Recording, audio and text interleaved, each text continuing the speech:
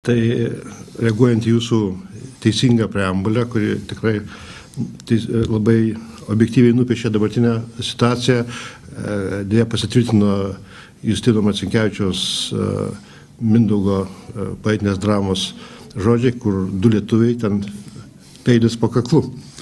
Ir iš tikrųjų viena iš sisteminių biudžetinių partijų pergalė, kad antisisteminėms jėgoms nepavyko dėl įvairių priežasčių susivienyti ir iš tikrųjų daug daugiau mes dėmesio skiriam viena kitai, nei tom sisteminiam biudžetiniam partijom, nei savo rinkėjams. Ir tai, aš manau, tai įvyko galbūt nebe paramos iš šalies, kai buvo infiltruota į tas mūsų naujas politinės jėgas senųjų jėgų, galbūt ir spectarnybų atstovų, kurie tą destrukciją ir tęsė ir primetė visiškai nereikalingas diskusijas.